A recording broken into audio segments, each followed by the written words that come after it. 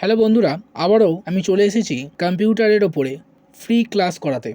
আজ আমরা শিখব কিভাবে মেল মার্চ বা চিঠি পাঠানো মাইক্রোসফট অফিস ওয়ার্ডে হয়। চলুন আজকে ভিডিও শুরু করা যাক। মাইক্রোসফট অফিস ওয়ার্ডের প্রথমে আমরা কোনো একটা চিঠি বা কিছু প্যারাগ্রাফ লিখে নেব। সংক্ষেপে কোনো প্যারাগ্রাফ লেখা যাবে equal to rent bracket in and bracket close enter. তো ফার্স্ট আমরা চলে আসব মেলিং ট্যাব, তারপরে স্টার্ট মেল মার্চে আসার পর step by step mail merge wizard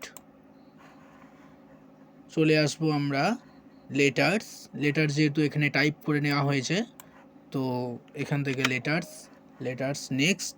এখানে স্টেপ 1 অফ 6 আছে, আমাদের 6টা স্টেপ আছে, সেই 6টা স্টেপকে এক একটা ধাপে আমরা এগোবো। নেক্সট, তো এখানে 2 নম্বর স্টেপ, এখানেও নেক্সট করে দেবো। নেক্সট করে দেওয়ার পরে টাইপ এ নিউ লিস্ট ক্রিয়েটে ক্লিক করব। এখানে নতুন করে একটা ফিল্ডের নাম তৈরি করে নিতে হবে। তো কাস্টমাইজ কলমস করব, চলে আসবো এখানে ফিল্ড নেমগুলো ডিলিট করে দেবো, এখান থেকে ডিলিট করে দেবো। কিবোর্ডে ডি অ্যান্ড ওয়াই প্রেস করলেও ডিলিট হয়ে যাবে। তারপরে অ্যাড ক্লিক করব এবং এখানে name, okay, add address, okay, and pincode. আমি 3টে ফিল্ডের নাম এখানে নিয়ে নেব, তারপরে ওকে করে দেবো।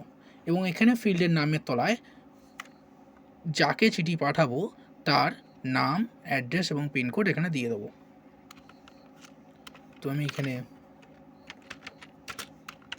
তাদের নামগুলো লিখে দিচ্ছি, অ্যাড্রেস লিখে দিচ্ছি,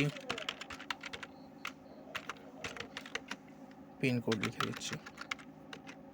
আবার নিউ এন্ট্রি করবে বা ট্যাব প্রেস করবে।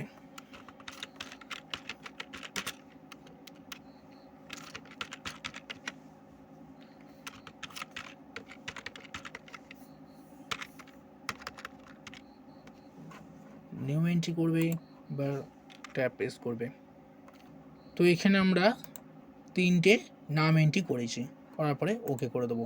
এই যে নামটা এন্ট্রি করলাম, ডেটাটা আমাদের সেভ হবে এমডিবি ফাইল অর্থাৎ মাইক্রোসফট ডেটাবেস ফাইল হিসাবে সেভ হবে।